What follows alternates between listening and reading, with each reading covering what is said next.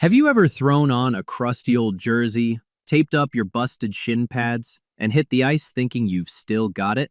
That's where the blood trail begins. Beer League, the frozen jungle of washed-up dreamers and weekend warriors. These guys aren't skating for contracts or trophies. They're skating because their ego still whispers they could have made it if life hadn't sucker-punched them into a desk job or back injury. They're 35, two kids deep, with a beer gut and an attitude like they're still first-line material. You got insurance salesmen slashing IT guys, plumbers dangling past teachers, and that one guy who always says he played Junior A back in '98. Yeah, sure, bud.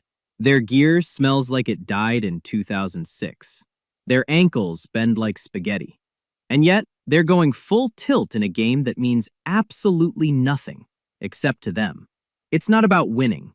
It's about pretending for just an hour that they're still dangerous, still fast, still someone. That's the addiction. But make no mistake, Beer League isn't hockey.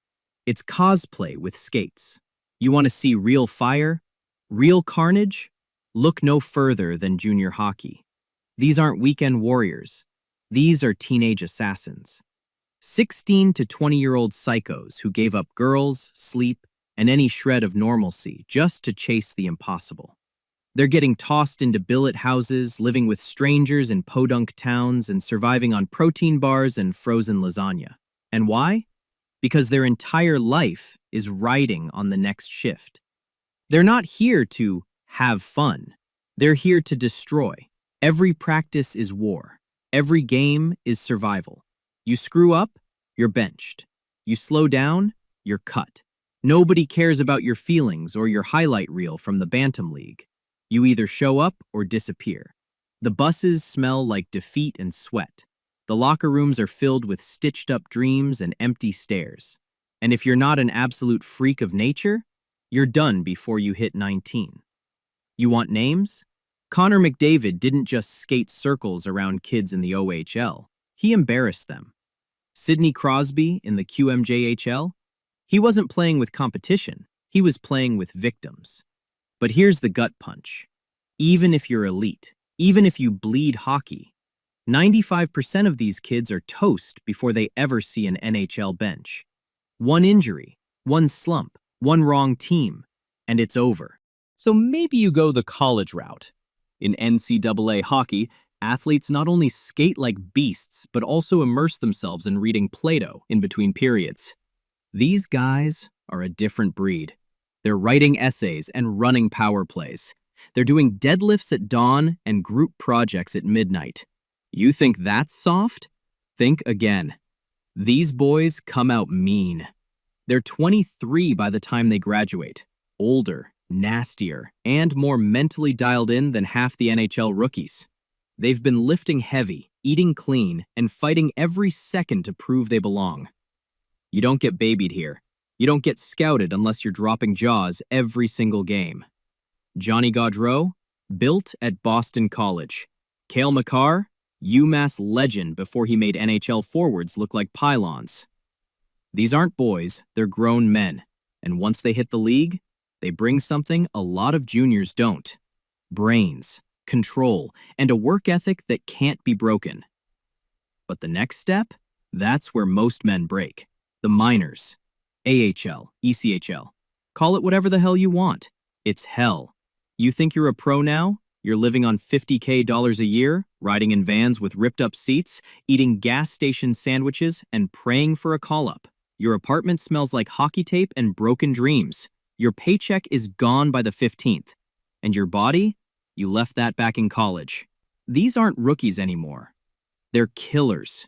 Every night it's blood sport. Guys playing for their lives. You think a beer leaguer can keep up here? They'd puke in the warm-up. One bad shift, one busted ankle, and it's over. You're replaced before the blood dries. You're a product, a rental, a statistic. If you can't handle pain, doubt, isolation, and pressure that could shatter a diamond, don't even bother. But some survive. Some claw and crawl their way into the show. And when do you make it? Welcome to the fourth line of the NHL. You finally did it. You've got the jersey, the spotlight, the anthem. But don't blink. Your job is to play 8 brutal minutes, hit everything that moves, drop the gloves if needed, and never, ever screw up. You're not here to dangle or score. You're here to bleed.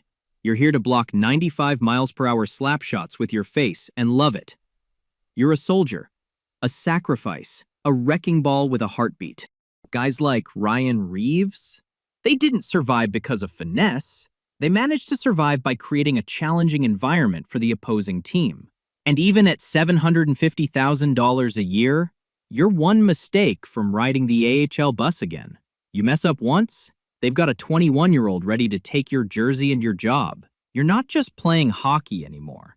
You're fighting for existence. You grind, you hit, you hustle every damn night. And if you survive the fourth line without getting cut, scratched, or forgotten, maybe you can just level up. Now you're in the real fight, the war zone of NHL regulars. These aren't superstars. These are the workhorses, the grinders, the guys who don't just play the game, they carry it. They dedicate 15 to 18 minutes each night, every special team, every shutdown line, every must-win moment. You think these guys are invisible? Tell that to Brandon Saad. 20 goals a year, night in and night out.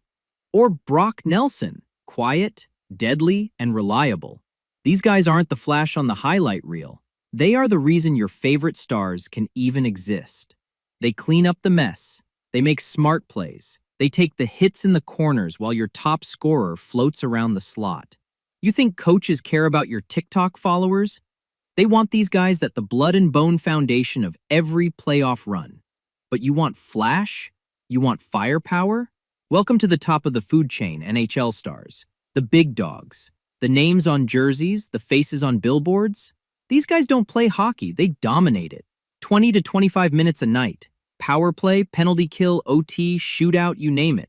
The entire building holds its breath when they touch the puck. Mitch Marner, 100-point machine. Elias Pettersson, smooth as silk, deadly as a sniper. Leon Draisaitl, that guy could walk into a building with no skates and no stick and still drop 4 points on you. These players don't try to be great, they are great. Their passes split atoms. Their shots could punch holes in armor. They think 3 plays ahead while you're still figuring out your line change. But it comes at a cost. One bad playoff round, the media crucifies you. One contract negotiation, the fans turn. You're either clutch or you're overpaid. No middle ground. They make $8 to $12 million a year, but they earn it in pressure. The weight of cities sits on their shoulders. Everyone wants to be them until they are. Then it's just noise, expectations, and pain. And then there's the impossible. The final level. The gods of the game. The McDavids. The Crosbys. The Gretzkys. These aren't players. These are events. Movements. Phenomena. When Connor McDavid hits full speed, physics takes a back seat. He's not skating, he's warping. Watching him play is like watching lightning figure skate. Every time he touches the puck, something historic might happen. Crosby?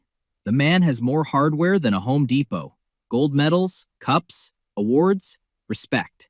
He didn't just survive the league, he rewrote it. And Gretzky? Don't even get me started. The man has more assists than most players have points. His records aren't stats. They're untouchable legends. These guys didn't climb the hockey ladder, they burned it down. They shattered the limits of what humans are supposed to do on skates. Their brains are cheat codes. Their bodies are tuned like fighter jets. You can't train this. You can't will it into existence. They're born with it, molded by it. And when they're gone, we tell stories about them like they were myths. Getting here? Forget it. 1 in a billion. You need perfect genetics, a bulletproof mindset, elite coaching since you were 5, 0 injuries, and a ridiculous amount of luck. You can't just want it.